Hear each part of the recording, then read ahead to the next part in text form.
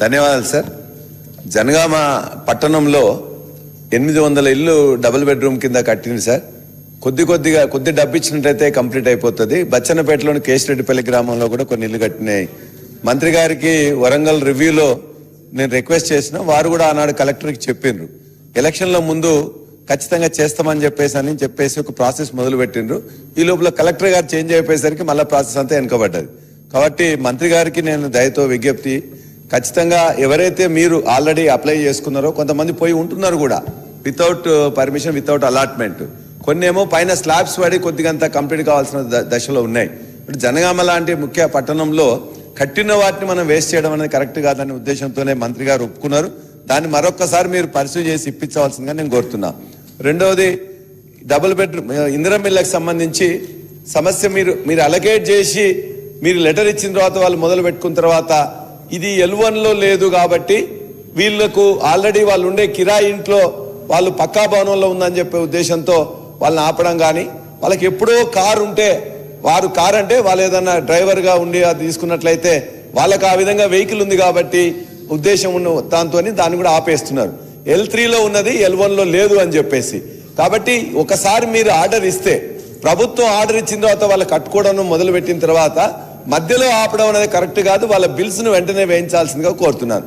మూడోది, 3500 ఇల్లు మీరు శాంక్షన్ చేస్తూ ప్రతి కాన్స్టిట్యున్సీకి 4.5 లక్షలు ఇస్తామని చెప్పారు. కానీ అలకేట్ అయినాయి 3,24,536 అలకేట్ అయినాయి. అందులో మీరు కన్స్ట్రక్షన్ స్టార్ట్ చేసినాయి 2,62,449. మరి బడ్జెట్లో మీరు ఇప్పటిదాకా పేమెంట్ చేసింది 5,000 కోట్ల రూపాయలు పేమెంట్ చేశారు, ఫస్ట్ విడతగా చేశారు. దీనికి సంబంధించిన 12,500 కోట్ల రూపాయలు కావాల్సి వస్తుంది.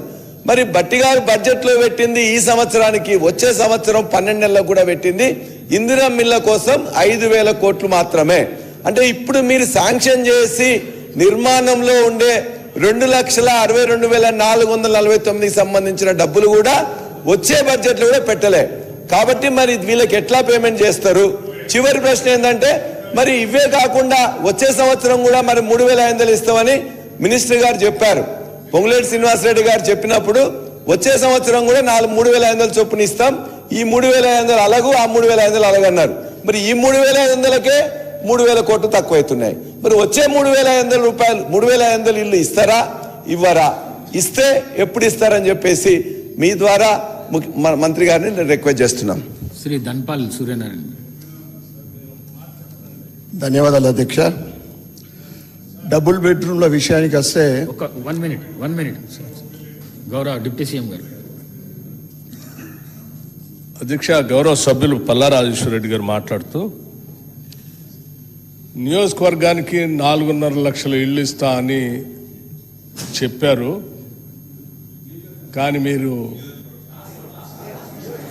చెప్పిందే నేను చెప్తా ఉన్నానండి. మీరు చెప్పిందే నేను చెప్తా ఉన్నాను. మీరు అన్నారు, కావాలంటే ఒకసారి రికార్డ్ చూసుకోండి.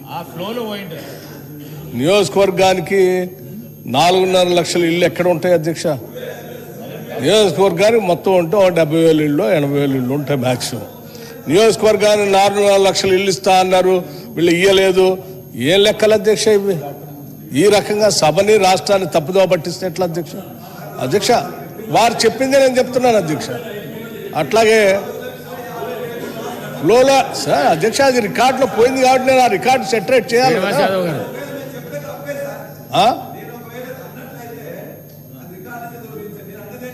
మీరు అన్నదే నేను చెప్తా ఉన్నాను.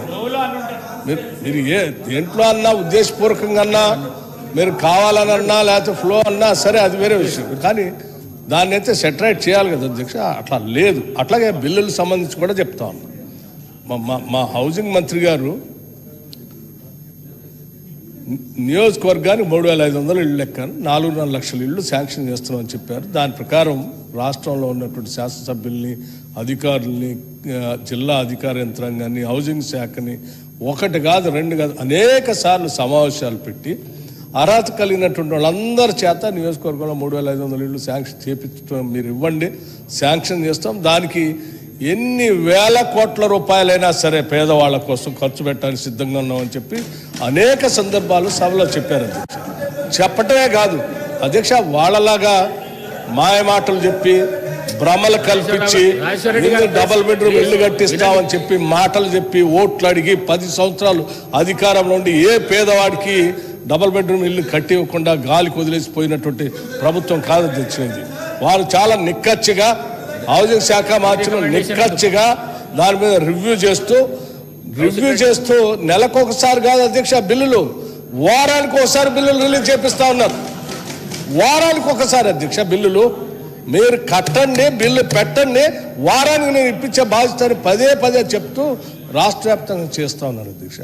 ఇంత ఉన్నతమైన కార్యక్రమం అధ్యక్ష. రాష్ట్రంలో ఉన్నటువంటి పేదవాళ్ళు అధ్యక్ష, గూడు లేనటువంటి వాళ్ళు ఆత్మగౌరవంతో బతకాలని, ఈ రాష్ట్రంలో ఏ పేదవాడు కూడా ఇల్లు లేకుండా ఉండకూడదనేటువంటి ఒక ఉన్నతమైనటువంటి ఆశ ఆలోచనతో 22,500 కోట్ల రూపాయలు ఖర్చు అవుతున్నప్పటికి కూడా, అంత పెద్ద భారమైనప్పటికి కూడా తప్పనిసరిగా ఈ రాష్ట్రంలో ఉన్న ప్రతి పేద కుటుంబం మన కుటుంబమే వాళ్ళ కోసం కట్టాలనేటువంటి ఆలోచనతో అంత భారాన్ని మోస్తూ పనిచేస్తూ ఉంటే అభినందించాల్సింది పోయి మీరు నియోజకవర్గానికి 4.5 లక్షలు ఇల్లు ఇస్తా అన్నారు, ఇవ్వట్లేదు, బిల్లులు తగ్గి అధ్యక్ష. బిల్లులు వారు శాంక్షన్ చేసిన దగ్గర నుంచి పదే అధికారులతో రివ్యూ చేసుకుంటూ ఎంత బిల్లులు వస్తే అంత బిల్లులు ఇచ్చుకుంటూ వచ్చారు. మొత్తంగా 5,000 చిల్లర పైబడి బిల్లులు ఈరోజు క్లియర్ చేశారు సంవత్సరానికి.